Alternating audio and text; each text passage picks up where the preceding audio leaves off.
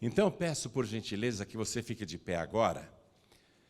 Se você trouxe a palavra de Deus, abra no livro de Gênesis capítulo 6.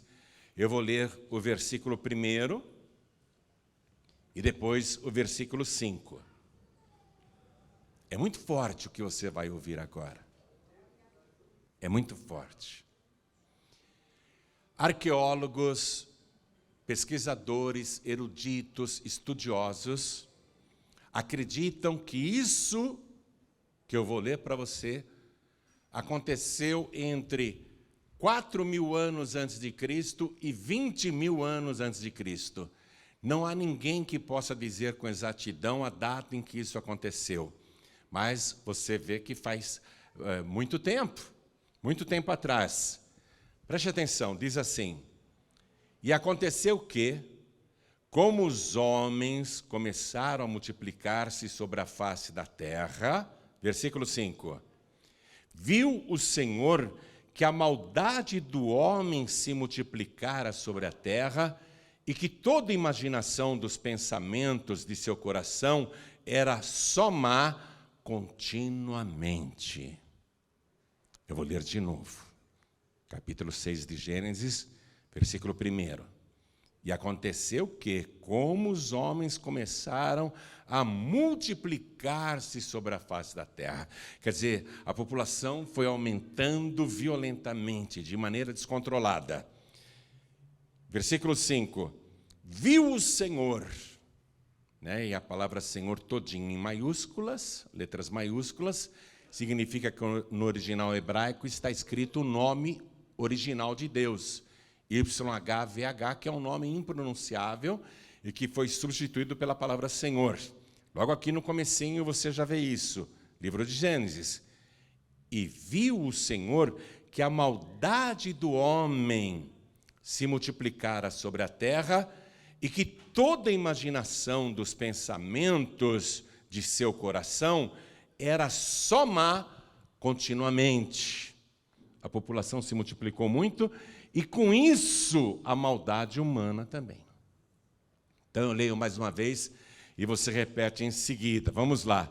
E aconteceu o quê? Não aconteceu nada desse jeito. Vamos de novo. E aconteceu o quê? Como os homens começaram a multiplicar-se sobre a terra, viu o Senhor que a maldade do homem se multiplicara sobre a terra e que toda imaginação dos pensamentos de seu coração era só má continuamente. Eu disse para você que ninguém sabe a data exata para se referir a esta época, mas é algo entre 20.000 anos antes de Cristo e 4.000 anos antes de Cristo. Nesse intervalo de tempo, foi que a terra se encheu de uma tal maneira que os homens começaram a praticar coisas horríveis e más o tempo todo, e Deus viu isso. Quem acredita que Deus viu isso? Quem acredita que isso aconteceu? Então desocupe as mãos e dê para esta palavra a melhor salva de palmas de toda a sua vida. E enquanto você aplaude, experimenta abrir a boca olhando para o céu e dizer: glória ao teu nome, Senhor. Olha, viu como as palmas melhoram?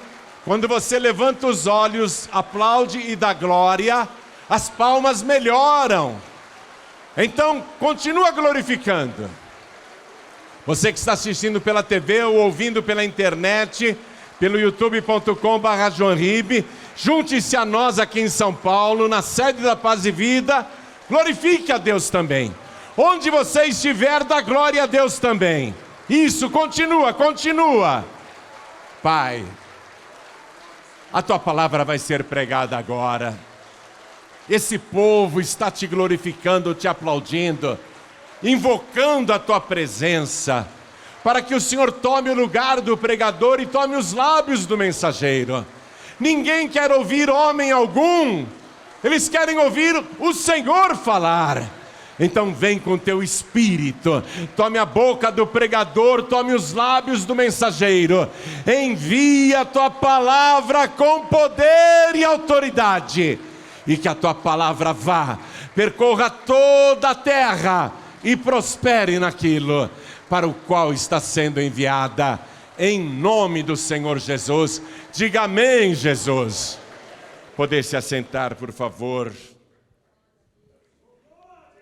O versículo 5 diz que Deus viu a maldade do homem se multiplicar sobre a terra. E Deus foi olhar para dentro do ser humano e viu que toda imaginação dos pensamentos de seu coração era só má continuamente. O ser humano degenerou, se corrompeu nesta época, e não tinha nenhuma coisa boa dentro de ninguém. As pessoas só pensavam o mal, só pensavam em golpes, fraudes, iniquidades, roubos, assaltos, assassinatos, enfim, fraudes e tudo que não presta. Deus viu que o homem não tinha mais nem pensamento e nem coração para as coisas boas, e muito menos para o Criador. Deus ficou decepcionado com a sua criação. A humanidade se multiplicou e toda a imaginação,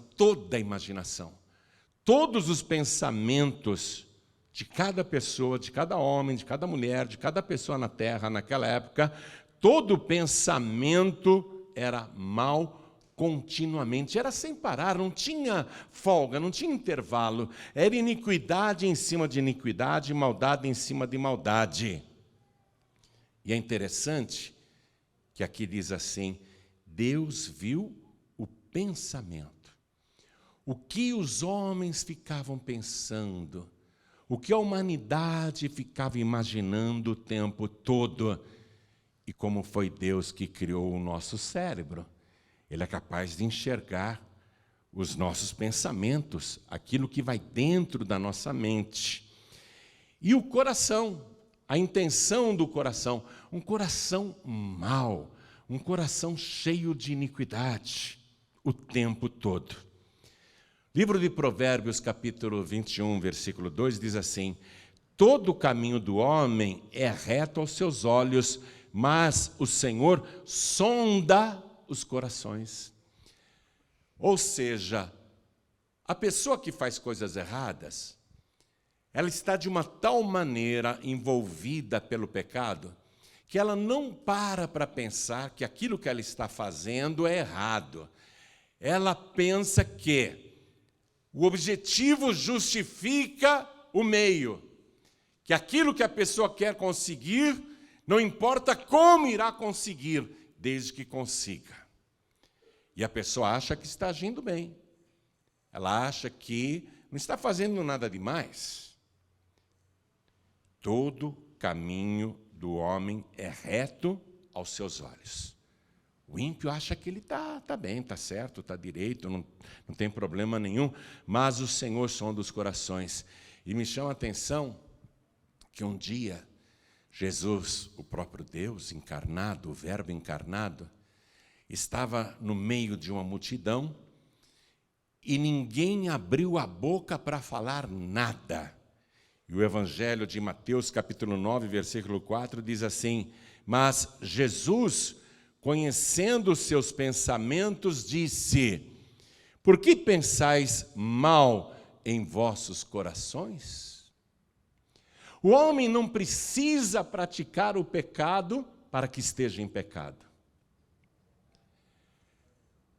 Jesus, pregando no Sermão da Montanha, disse assim, por exemplo: se você olhar para uma mulher com a intenção de cobiçar, no seu coração, você já adulterou com ela.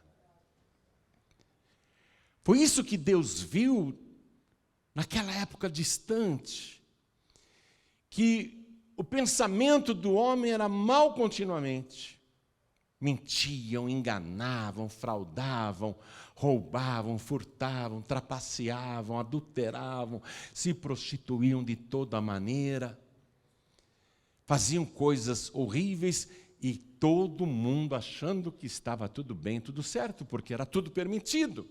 Era assim que a sociedade vivia naquela época. E Deus foi olhar o interior da sua criatura. Não adianta mais. Não é apenas a conduta que está errada, é o pensamento, é a essência, é o coração que está corrompido. Deus ficou muito triste. Deus ficou muito chateado nessa ocasião. E eu quero que você vá comigo no versículo 12 agora. E viu Deus a terra, e eis que estava corrompida. Deus começou a procurar por toda a terra, e toda a terra estava corrompida, porque toda a carne havia corrompido o seu caminho sobre a terra. Deus começou a procurar, naquela época, se ele acharia pelo menos um justo, pelo menos uma pessoa correta. E Deus acabou achando o Noé. Deus acabou achando um homem que era pai de 3 moços. Estou no capítulo 5, versículo 32. E naquela época as pessoas viviam muito. E era Noé da idade de 500 anos e gerou Noé a Sem, Cã e Jafé, dá o nome dos seus 3 filhos. Esse homem chamado Noé chama a atenção de Deus, porque ele tem 500 anos de idade, viveu bastante, portanto, poderia ter feito muitas besteiras na vida, porque a gente que vive 50 anos já faz tanta pataquada. Imagina com 500 anos. Ele podia ter um passado tenebroso, podia ou não podia? 500 anos é muito tempo. Mas Deus olhou o pensamento daquele homem. Deus olhou o coração daquele homem. E Deus se agradou de Noé. Ele é diferente. Ele é diferente de todos. Não é perfeito. Noé não era perfeito, mas muito diferente de todos, porque o coração dele e o seu pensamento não era mau continuamente, como dos demais homens.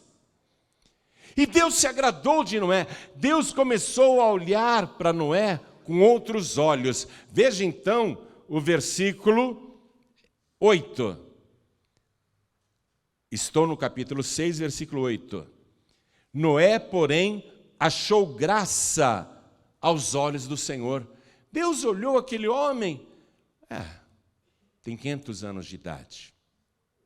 O passado dele é muito bom. Mas deixe-me examinar o seu pensamento. No que ele está pensando agora? E Deus não encontrou maus pensamentos. Deixe-me examinar o coração desse homem. E Deus não encontrou maldade naquele coração. Deus falou, eu estou me agradando desse homem. Achei um. Nessa geração corrompida, nessa humanidade apodrecida, os meus olhos encontraram um homem diferente. E a palavra de Deus diz que os olhos do Senhor estão em toda a terra. Deus olha continuamente para os nossos pensamentos e para os nossos corações. A gente tem que vigiar o que é que pensa e aquilo que sente. Precisamos vigiar, porque aquilo que a gente pensa vai fazer a gente sentir.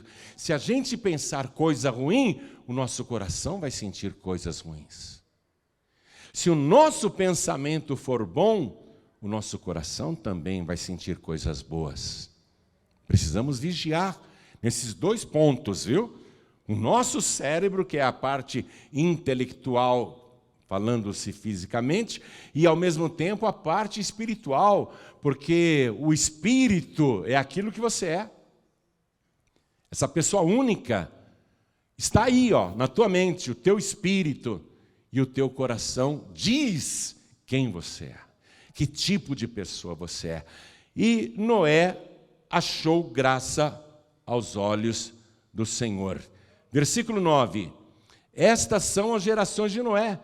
Noé era varão justo e reto em suas gerações. O que a palavra está dizendo? Ele viveu várias gerações. Ele tem 500 anos. Ele passou por diferentes épocas. E em todas as gerações, em todas as décadas que ele viveu, um homem que andava com retidão. Um homem que se comportava de maneira justa. E diz aqui o versículo 9, o finalzinho: Noé andava com Deus. Então está explicado por que Noé era bom e justo. Por que ele era um homem reto? Porque ele andava com Deus. Quando você começa a andar com o Senhor, quando você começa a andar com Jesus, foi como o testemunho da Shirlene aqui, emocionadíssima. Me emocionou também tudo que ela falou. Ela falou: eu estou numa alegria só, eu estou numa felicidade, eu estou apaixonada por Jesus Cristo. Porque você começa a andar com o Senhor e se torna igual a Ele. Noé andava com Deus e era justo e reto. Ande com Deus, você vai ficar igual a Ele. Agora, deixa eu ler aqui para você o versículo 11. A terra, porém, estava corrompida diante da face de Deus, e encheu-se a terra de violência. A terra estava cheia de violência. E viu Deus a terra, e eis que estava corrompida, porque toda a carne havia corrompido o seu caminho sobre a terra, menos o Noé. Tinha um homem bom, reto, justo. Tinha um homem que chamou a atenção de Deus. Um homem que andava por Deus, que passou pela prova dos anos e não se corrompeu. Bonito isso, não? Ele se manteve firme na presença de Deus. Ele andava com Deus. Podia passar o tempo que fosse, ele não saía da presença de Deus. Mesmo com toda a terra à sua volta corrompida, o pecado correndo solto, o pecado à volta de Noé, tudo parecendo normal, tudo parecendo permitido, tudo parecendo reto e certo, mas Noé não se contaminava com as coisas do mundo. Ele se mantinha íntegro e reto na presença de Deus. Mas o que me chamou a atenção aqui foi justamente o fato que eu li no início do capítulo 6, que os homens começaram a multiplicar-se. A humanidade começou a crescer muito. Hoje nós estamos vivendo uma época em que a população da Terra já está próxima de 8 bilhões de habitantes. Mesmo com pandemias, pestes, doenças, guerras, fomes, terremotos, não é? Acidentes naturais, fenômenos, mesmo com tanta tragédia, a humanidade nunca foi tão multiplicada. E quando a humanidade se multiplica, atenção, se repete aquilo que aconteceu na época de Noé. O retrato da época de Noé é o retrato da nossa época. Quando a humanidade se multiplica, a maldade e a iniquidade também se multiplicam. Anos atrás, um cientista muito renomado fez uma experiência e ele a repetiu 25 vezes. E nas 25 vezes em que ele repetiu essa experiência, os resultados foram similares. Eu separei essa matéria para você acompanhar. Chama-se Universo 25, porque ele fez a experiência 25 vezes. A experiência mais assustadora da história da ciência. Atenção, vou repetir. A experiência mais assustadora da história da ciência. Eu vou ler para você. Você já ouviu falar do experimento Universo 25? O etologista especialista em comportamento animal, John Bill Caron, trabalhou durante toda a sua vida para entender o efeito de questões demográficas, como a superpopulação no comportamento individual e social de roedores como ratos e camundongos. O trabalho é considerado um dos mais assustadores da história, porque trouxe resultados bizarros. E mesmo repetido diversas vezes, apresentou resultados muito similares. Tudo começou na segunda metade dos anos 1950, quando Caron passou a trabalhar no Instituto Nacional de Saúde Mental. Esse é o cientista. Ele está numa espécie de quadrado. A foto é preto e branco, não dá para você ver direito, mas mede 12 metros quadrados, tipo assim, 3 por 4. E são casinhas de ratos. Ele fez uma colônia de ratos. 25 vezes ele fez essa experiência. Vamos avançar. Ele começou a tentar entender quais seriam as principais características para a vida perfeita de ratos. Criou diversos modelos e chegou a um que considerou perfeito. Basicamente, ele colocava cerca de 32 a 56 roedores em uma caixa de 12 metros quadrados, dividida em 4 cômodos. Os roedores não teriam escassez. Diversão, sabe aqueles brinquedinhos que os ratos ficam, né? Brincando nas rodinhas. Brinquedinhos. Diversão, comida e água seriam abundantes no espaço e locais adequados para reprodução e gestação também eram disponibilizados. Em todos os experimentos, os ratos chegaram a um pico populacional e posteriormente entraram em uma crise. Então, conflitos hierárquicos e incidentes de saúde mental acometiam a população de forma generalizada, no que Caron cunhou como ralo comportamental. Confira a descrição do autor dada a Scientific American de 1962 sobre o comportamento social dos ratos durante o ápice demográfico dos seus experimentos. Abre aspas. Muitas ratas eram incapazes de levar uma gravidez até o fim.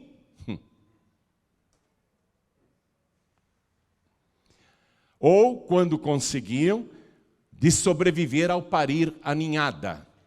Um número ainda maior, após dar à luz com sucesso, decaía em suas funções maternas.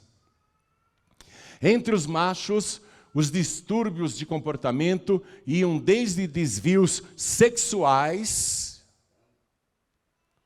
até canibalismo e de hiperatividade frenética, até um quadro patológico no qual os indivíduos emergiam para comer, beber e se mover apenas quando outros membros da comunidade estivessem dormindo.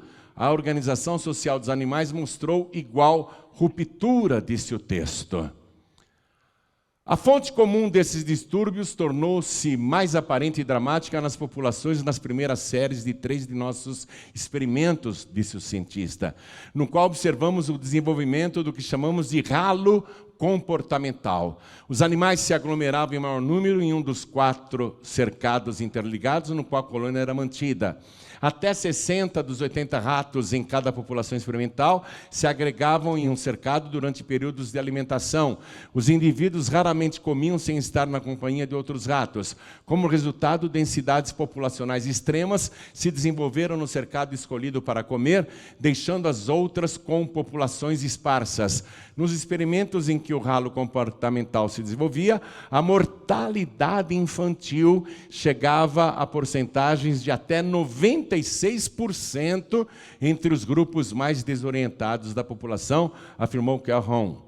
No universo 25, assim chamado por ser a 25ª repetição do processo, os ratos chegaram a uma população de quase 2.000 indivíduos. Atenção, eram 32 a 50 ratos naquele espaço de 12 metros quadrados, mas chegaram a quase 2.000.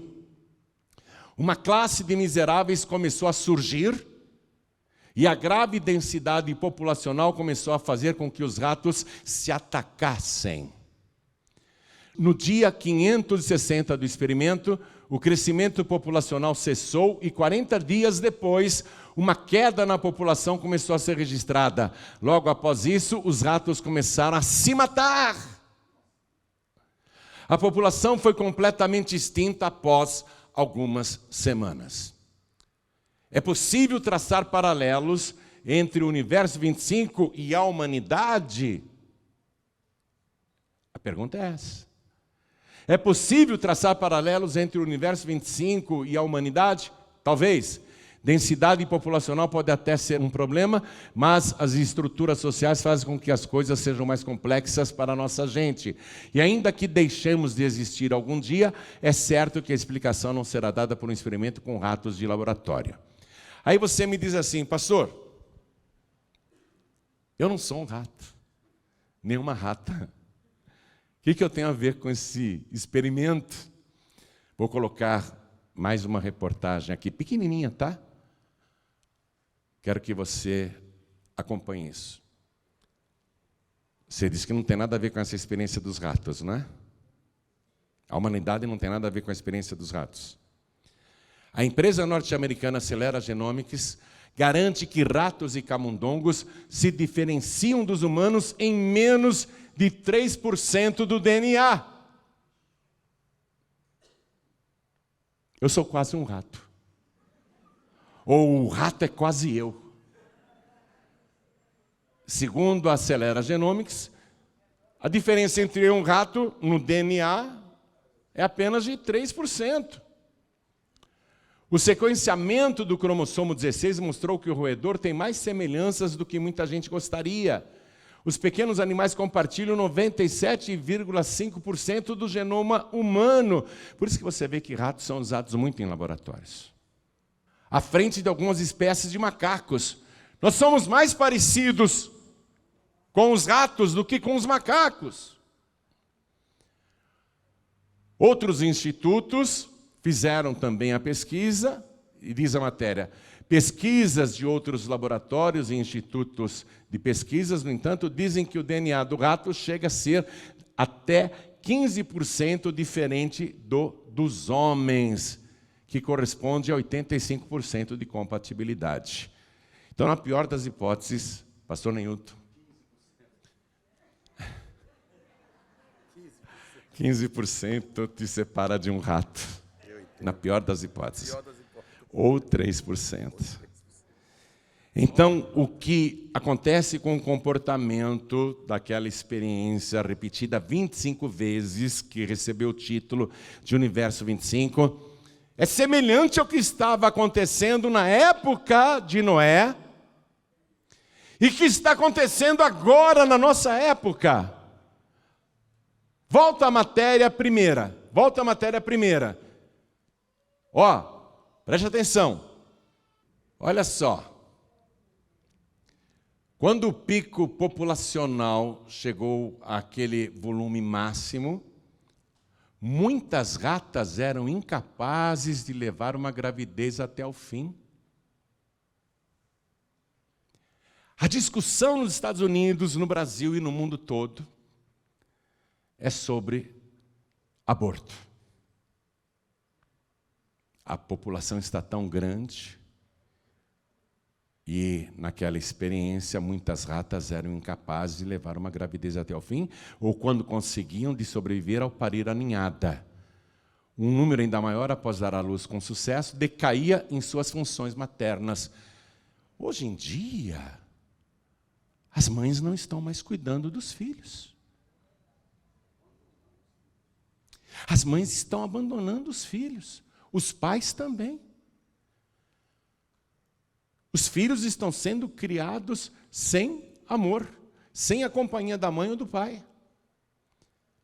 Um número ainda maior, após dar à luz com sucesso, decaía em suas funções maternas. Entre os machos, os distúrbios de comportamento iam desde desvios sexuais. Ainda bem que na nossa época não tem desvios sexuais. Não é?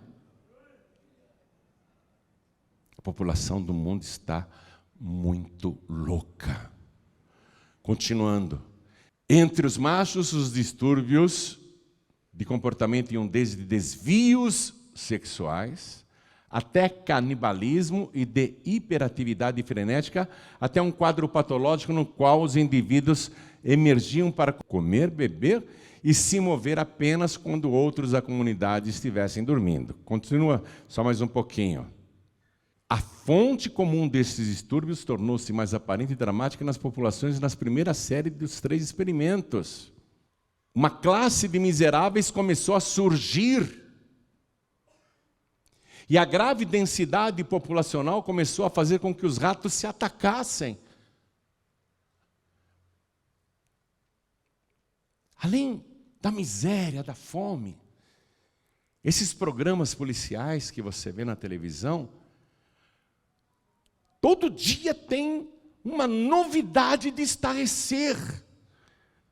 A violência, a maldade, como as pessoas estão se atacando.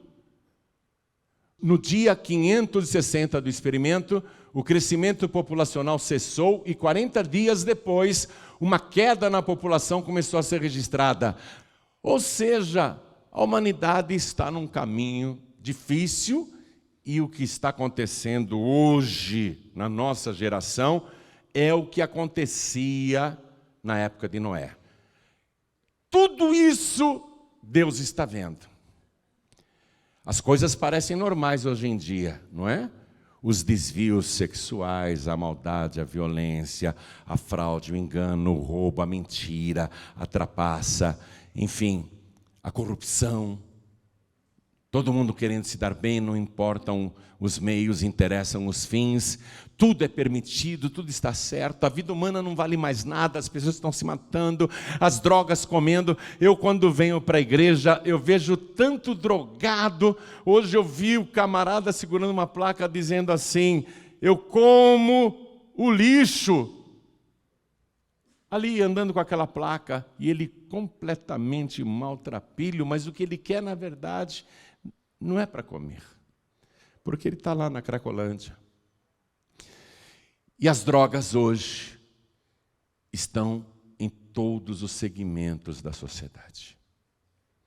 Deus, Ele olha para essa geração e Ele deve ficar muito, muito triste, muito chateado de ver tanta maldade. Agora veja, Jesus Cristo, Ele profetizou sobre tudo isso, e eu quero que você vá comigo no Evangelho de Mateus, capítulo 24 agora, por favor. Evangelho de Mateus, capítulo 24. Vou ler a partir do versículo 6. Jesus descrevendo uma época. Isso há 2000 anos atrás, Ele descrevendo uma época. E ouvireis de guerras e de rumores de guerras. Olhai e não vos assusteis, porque é mister que isso tudo aconteça, mas ainda não é o fim. Porquanto se levantará nação contra nação e reino contra reino, e haverá fomes e pestes e terremotos em vários lugares. Mas todas essas coisas são o princípio das dores. Então vos hão de entregar para serdes atormentados e matar-vos-ão, e sereis odiados de todas as gentes por causa do meu nome. Nesse tempo muitos serão escandalizados, e trair-se-ão uns aos outros, e uns aos outros se aborrecerão. E surgirão muitos falsos profetas e enganarão a muitos. E por se multiplicar a iniquidade, o amor de muitos esfriará.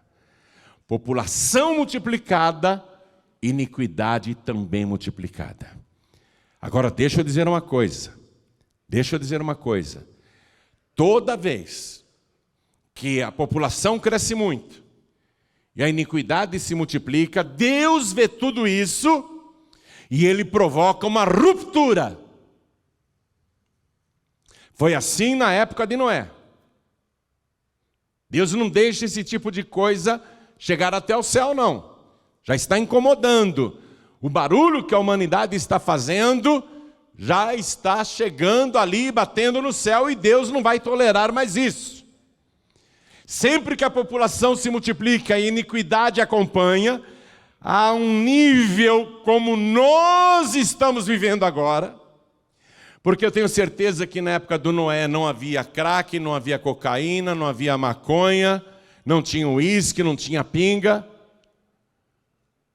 não tinha esses inferninhos como tem hoje.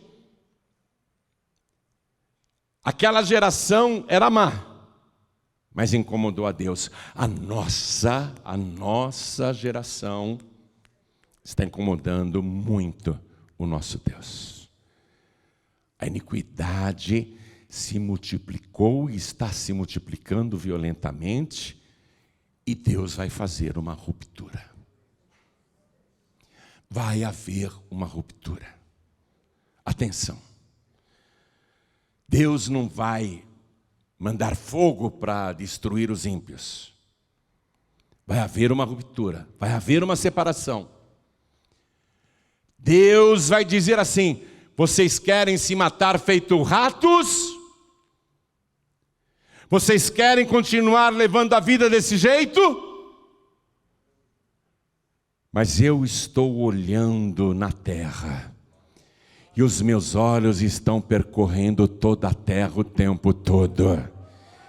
E eu estou procurando os justos. Não porque eles têm justiça própria, mas porque foram justificados pelo sangue do meu Filho Jesus. Os meus olhos já estão separando os fiéis da terra para que estejam comigo, e eu vou fazer uma ruptura.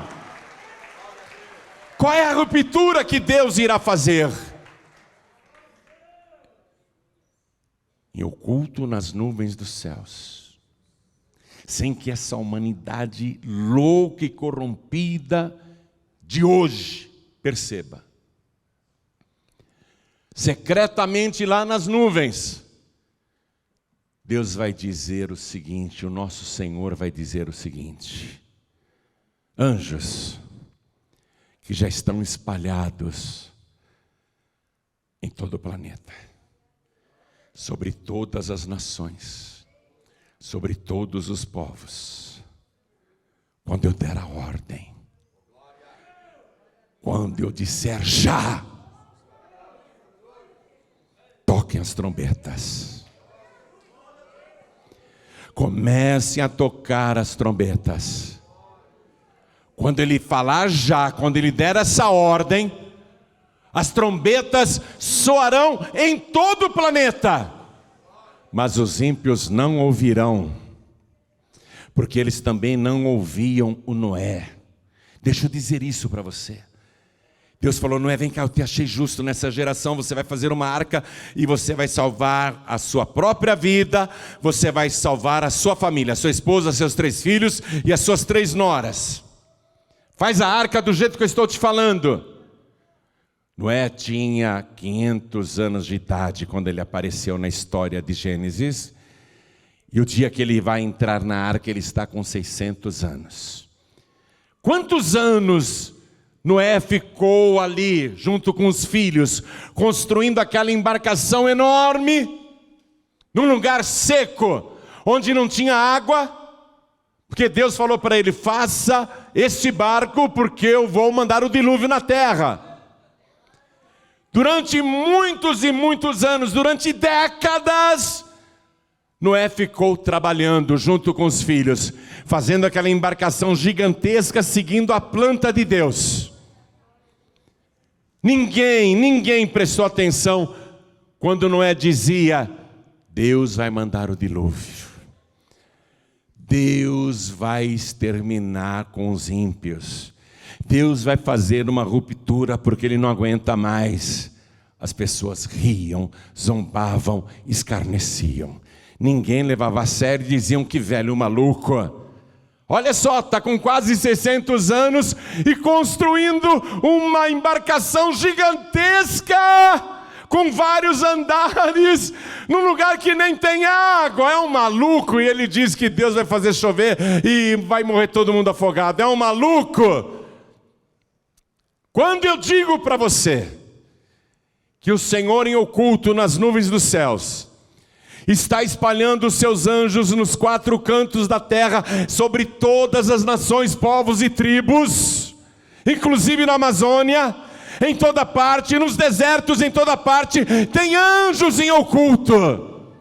Você dá risada? Você acha que eu sou maluco, que eu sou doido? Nós vamos ver depois que a trombeta soar. Aí você vai ver quem é maluco. Maluco é você que não acredita que Jesus Cristo está voltando. Maluco é você que vê os sinais e não corrige a tua vida, continua praticando iniquidade, praticando a maldade. Maluco é você que não crê na poderosa palavra de Deus, porque tudo que Ele falou está se cumprindo fielmente na nossa geração. Maluco é você que está levando a vida desse jeito, como se você fosse uma pessoa eterna, como se você não corresse perigo nenhum. Maluco é você que não acredita nesta palavra. Maluco é você que não acredita em Deus. Maluco é você que não acredita em Jesus Cristo, porque tudo que Ele falou se cumpriu fielmente. Vai ler as profecias. E o que eu acho mais maravilhoso é que Ele disse, entre outras coisas: eu vou ser preso, eu vou ser julgado, condenado, açoitado, cuspido, escarrado, vou ser crucificado, morto e sepultado, mas no terceiro dia ressuscitarei. Essa é a principal profecia. Ele está vivo, subiu aos céus, foi nos preparar lugar e brevemente voltará para buscar os salvos. Na época de Noé, ninguém acreditava, mas aconteceu. E as provas arqueológicas estão espalhadas em todo o planeta.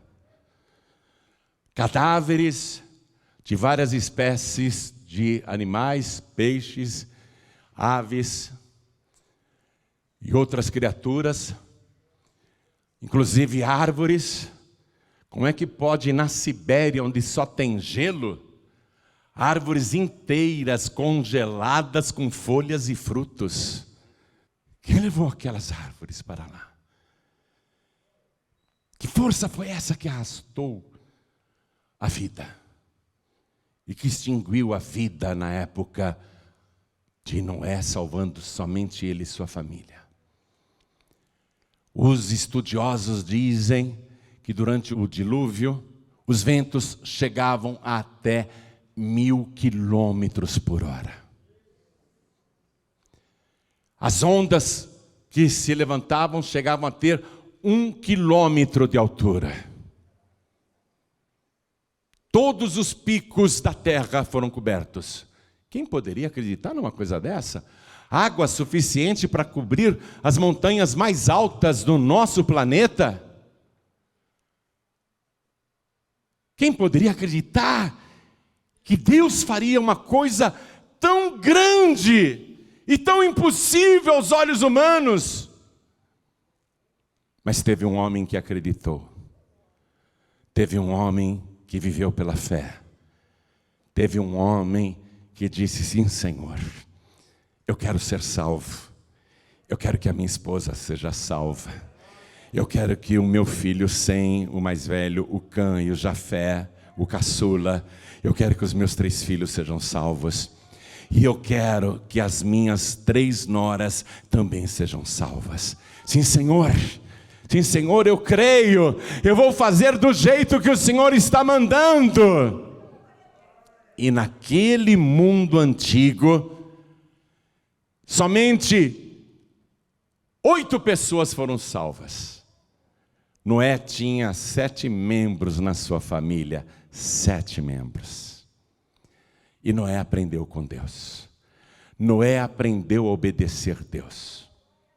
Aprendeu a fazer como Deus fazia. Deus mandou ele construir a arca? Sim, Senhor. Agora Noé, a arca está pronta. Entra com a tua família, porque daqui 7 dias eu vou mandar chuva sobre a terra. Eu vou abrir as comportas do céu e vou abrir também os poços do abismo. A terra vai se inundar. Entra na arca, mas não tem nuvem no céu, nem está chovendo, mas eu obedeço. Ele ficou 7 dias dentro da arca, sem ter chuva lá fora.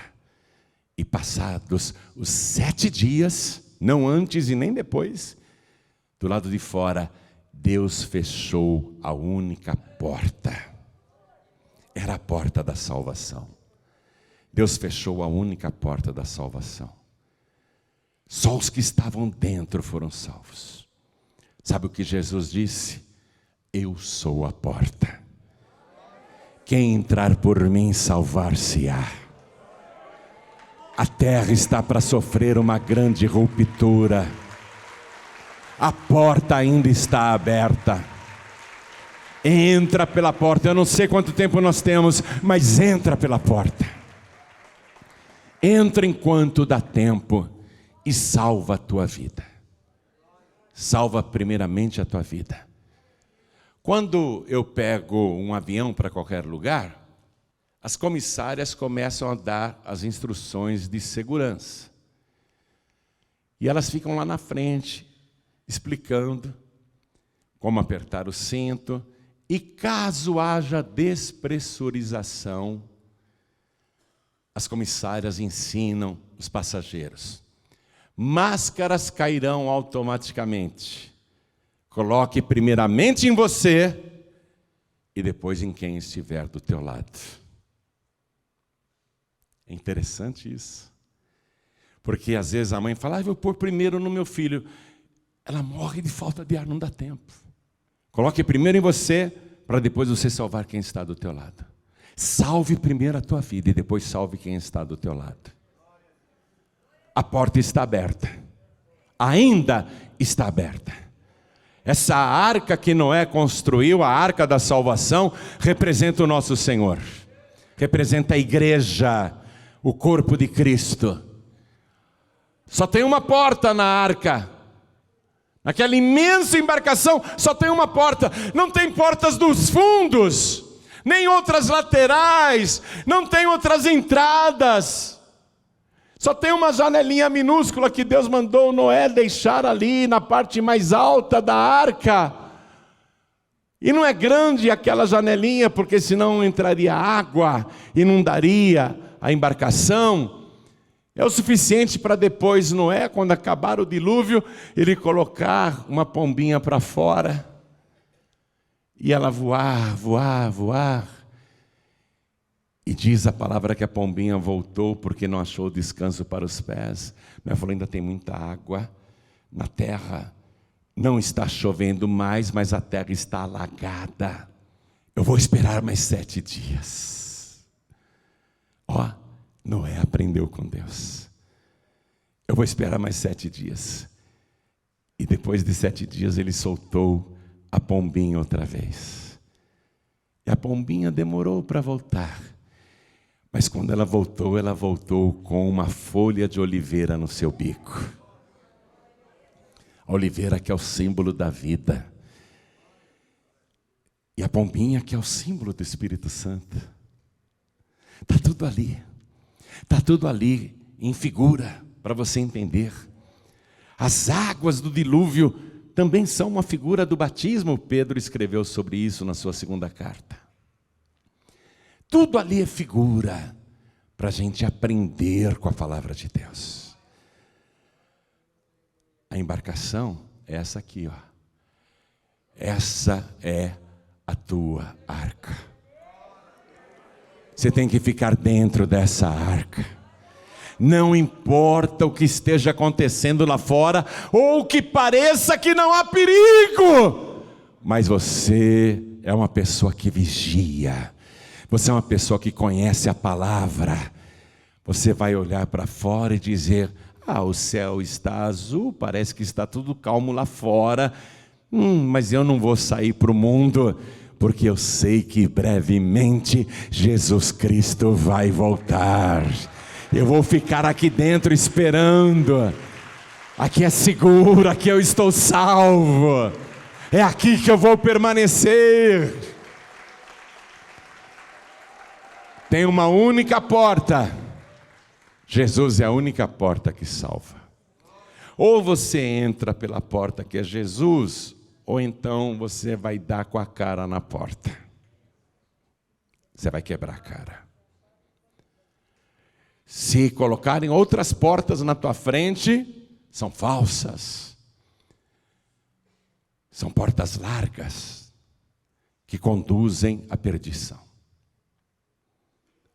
A porta da arca da salvação, a porta que é Jesus, é uma porta estreita.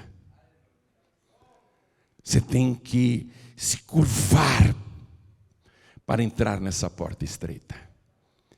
Quem é altivo, imponente, eu sou o tal, eu sou o bom, quero entrar nessa porta, você não vai conseguir.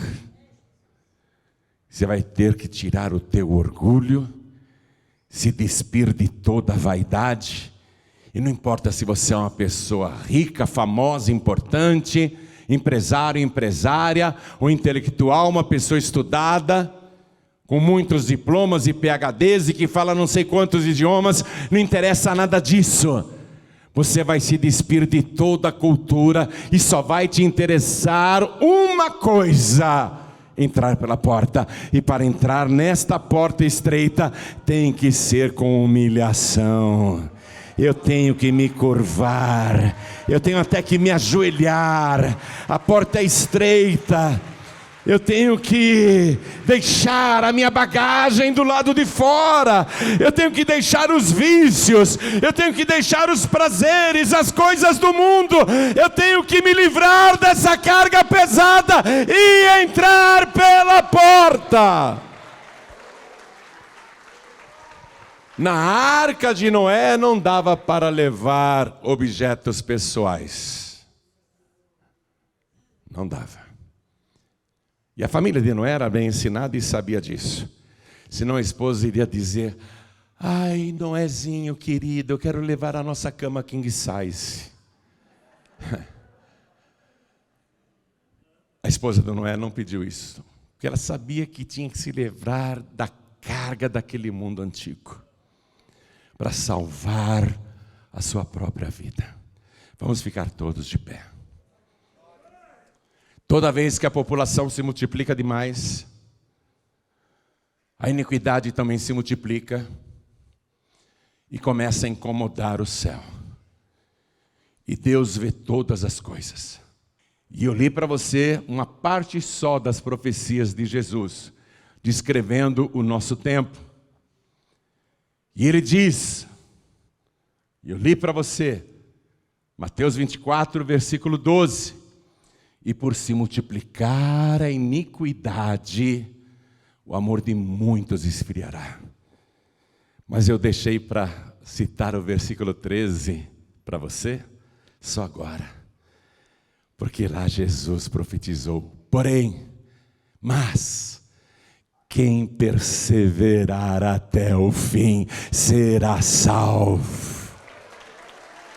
Isso é profecia. Isso é profecia. Está profetizado. Quem perseverar até o fim será salvo.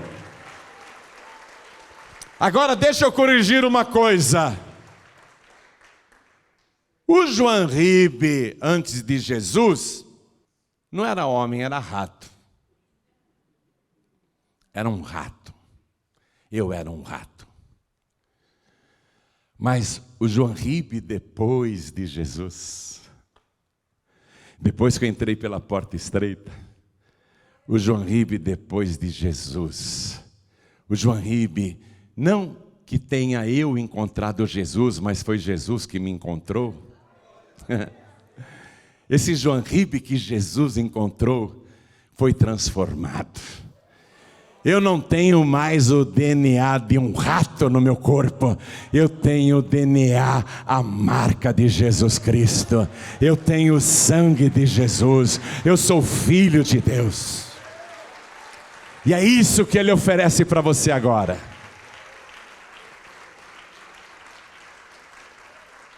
Gosto muito do que está escrito no Evangelho de João, capítulo 1, versículo 12. Gosto muito.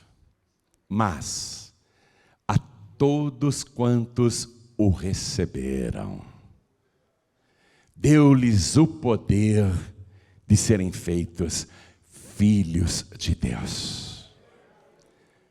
Você não vai ser mais um rato e nem um homem ou uma mulher. Você vai ser feito filho de Deus, filha de Deus.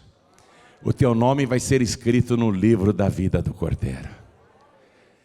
Então escapa enquanto é tempo. Lembra da instrução da comissária de bordo? Havendo despressurização, máscaras cairão automaticamente. Coloque primeiro em você e depois em quem estiver do teu lado. Vai haver uma despressurização nesse planeta. A trombeta vai descer automaticamente, o poder do Espírito Santo vai descer automaticamente. Primeiro você. Salva primeiro a tua vida. E depois você vai dar um jeito de alcançar quem está do teu lado. A tua família, o teu marido, a tua mulher, o teu filho, a tua filha, o teu pai, a tua mãe, o teu avô, a tua avó, o teu tio, a tua tia, o teu cunhado, a tua cunhada, o teu primo, a tua prima, os agregados, o genro, a nora, a sogra, enfim. Depois você vai chegar para eles com a palavra que salva, com a palavra da vida. Mas agora é com você. Primeiro você. Por isso Ele te trouxe aqui. Primeiro você. E se você levantar a tua mão, entendendo o tempo que nós estamos vivendo, que época é essa, vendo que a palavra de Deus não mente jamais, e que Deus está te dando uma oportunidade, agora, já, você deve levantar a tua mão e entregar a vida para Jesus. E recebê-lo como teu único, suficiente, exclusivo e eterno Salvador. Quem quer, erga a mão direita assim bem alto, todos que querem. Olha quantas mãos erguidas. Todos que ergueram as mãos, venham para frente, por favor. E vamos aplaudir ao Senhor Jesus por cada vida que está chegando. Vamos aplaudir mais, vem. Todos que ergueram as mãos, venham para cá. Vamos aplaudir mais, vem para cá, venha. Venha, não fica com vergonha não, venha. Quando você confessa Jesus diante dos homens, Jesus te confessa diante do Pai Celestial. Vem para cá, todos que ergueram as mãos. Vamos aplaudir mais ao nome de Jesus. Quero chamar aqui na frente todos aqueles e aquelas que sabem, que sentem, que se a trombeta tocasse agora, você está em dúvida se subiria ou não. Pastor João Ribe, eu quero sair daqui hoje com a certeza de que se a trombeta soar, o meu corpo vai ser transformado num abrir e piscar de olhos. Eu quero ter a certeza que se a trombeta soar, eu vou ser arrebatado ao encontro do Senhor nos ares. Eu quero sair daqui com essa certeza hoje. Nesse momento você tem alguma dúvida? Pastor João Ribe, eu acho que se a trombeta soar, não sei, eu não sei. Se você tem alguma dúvida, está na hora de eliminar essa dúvida e ficar com a certeza. Está na hora de você ter a certeza da tua salvação, a certeza do teu perdão. Então vem aqui para frente também em nome de Jesus. Vem para cá. Pastor João Ribe, eu quero voltar para minha casa hoje com a certeza da minha salvação. Vem para cá e vamos aplaudir mais ao nome de Jesus. Eu quero ter a certeza de que Ele perdoa os meus pecados e que o meu nome está escrito no livro da vida do Cordeiro. Eu quero tomar posse da vida eterna. Eu quero aprender a vigiar e orar. Eu quero aprender a permanecer na presença de Deus. Qual era a característica de Noé? Reto, íntegro. Por quê? Porque ele andava com Deus. Pastor João Ribe, tem hora que realmente eu não sei se Deus está me observando mesmo, porque tem horas que eu faço coisas que eu acho que Deus não vai andar comigo e nem eu com Deus. Deus sempre anda com você. Deus Ele vê, Deus Ele vê, Deus Ele vê. Mas o que Deus quer é que você ande com Ele. Você só vai ficar igual a Ele se andar com Ele. Quanto mais você andar com Jesus, mais parecida, você vai ficar com Jesus. Pastor João Ribe, Jesus não me rejeitou jamais. Ele me recebe do jeito que eu estou, Ele me perdoa, com certeza. Você quer andar mais colado em Jesus? Quer andar mais colada em Jesus? Quer grudar mais em Jesus? Quer ficar tão próxima de Jesus, que você consegue até sentir o perfume de Cristo? Quer ter mais intimidade com Jesus?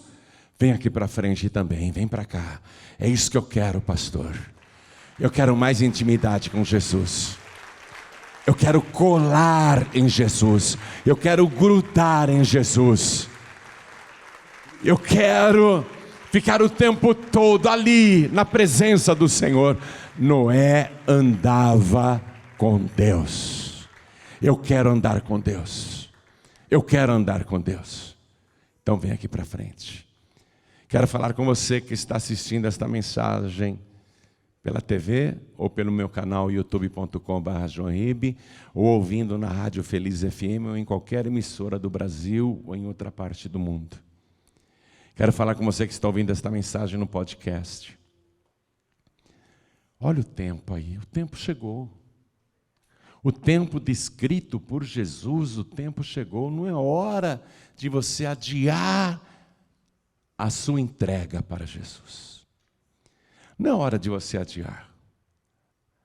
Tem gente pensando, vou aproveitar mais o mundo, aproveitar mais a vida, aproveitar mais a juventude, e depois eu vou para Jesus.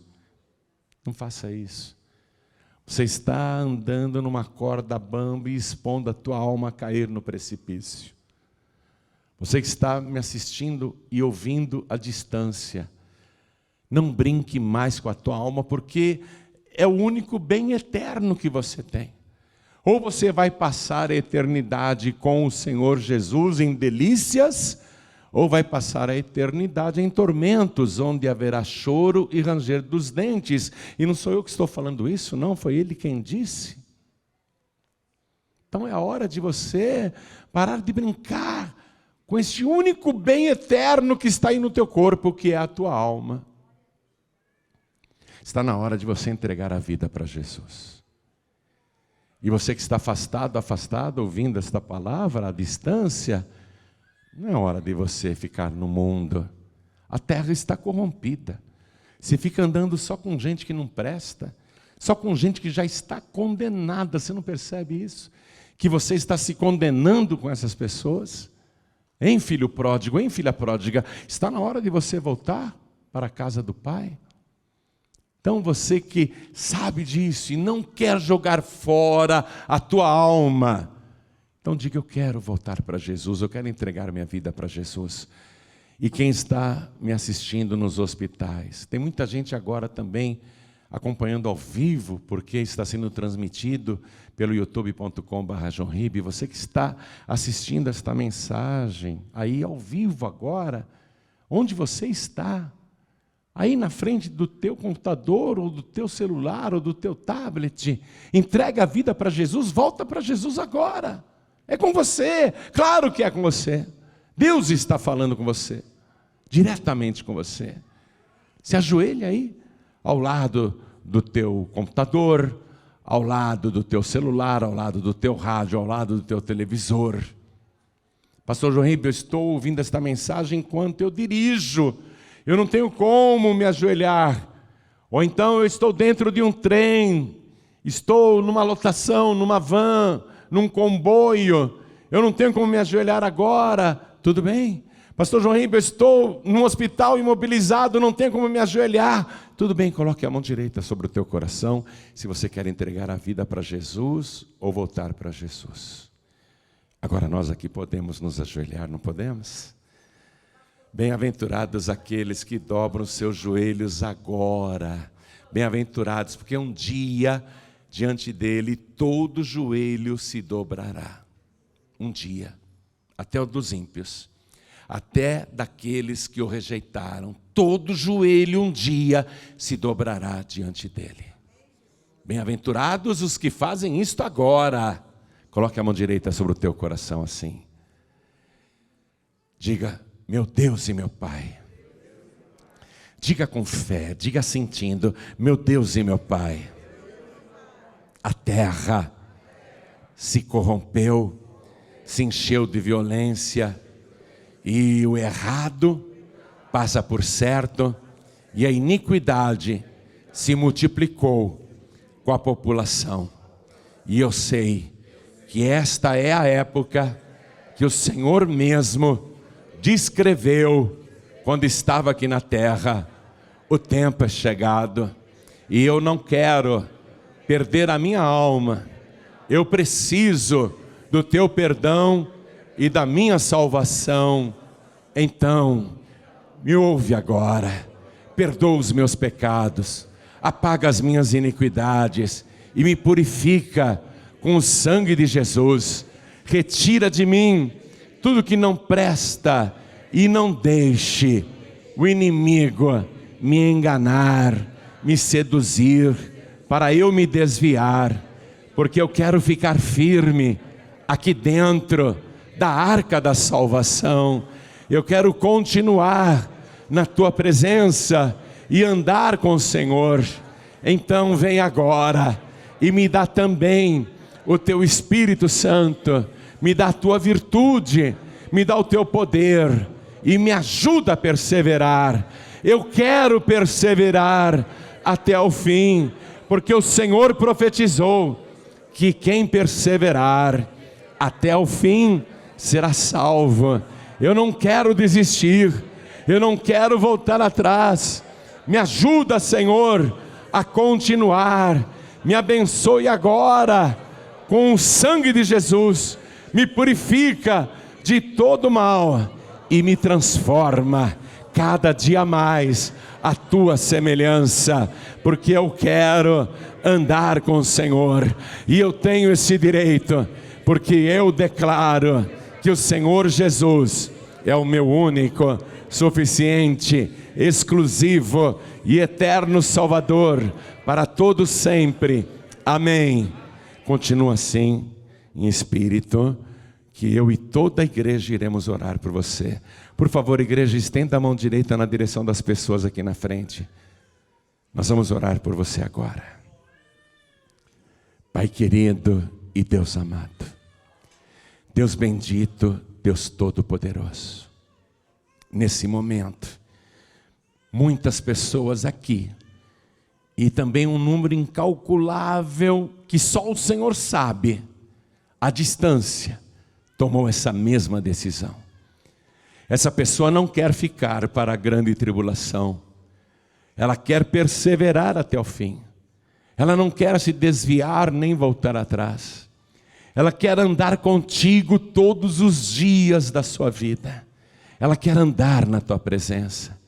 Então, Senhor, olha para esta pessoa, ela também encontrou graça diante dos teus olhos, porque a maior parte da população da terra virou as costas para o Senhor e tem praticado a iniquidade, a humanidade se corrompeu, mas esta pessoa reconheceu o pecado e está te pedindo perdão, está pedindo reconciliação, está pedindo restauração. Faz isto por ela agora, Senhor. Salva esta vida, Tira tudo que não te agrada. Limpa esta pessoa de todo pecado, de toda iniquidade. Afasta todo perigo, toda sedução deste mundo, todo engano deste mundo. Não deixe ela ser enganada e sair da tua presença. E eu oro, meu Deus, tanto por essas pessoas aqui, como as que estão à distância, em toda parte. Eu oro por cada vida que neste momento está se rendendo a Ti. Escreve o nome desta pessoa no livro da vida do Cordeiro. Faz o nome dela brilhar e resplandecer. Coloca sobre ela o Teu Espírito Santo. Quando a pombinha voltou para a arca trazendo uma folha de oliveira que representava a vida, aquela pombinha também representava o Teu Espírito Santo. Então, meu Deus, eu quero que o Teu Espírito pouse sobre esta pessoa, o Teu Espírito de vida repouse sobre esta pessoa. Guarda esta vida agora e nos ajude a perseverar até o fim. Ajuda cada um de nós, e se alguém cair, levante esta pessoa, e se ela não tiver forças para se levantar, carregue-a nos Teus braços. Mas eu sei que o Senhor nunca deixa aqueles que são Teus, o Senhor nunca abandona aqueles que Te buscam. Então guarda cada uma destas vidas como a menina dos Teus olhos, em nome do Senhor Jesus, o nosso único, suficiente, exclusivo e eterno Salvador. Assim seja feito. Amém, Senhor. Diga amém, Jesus.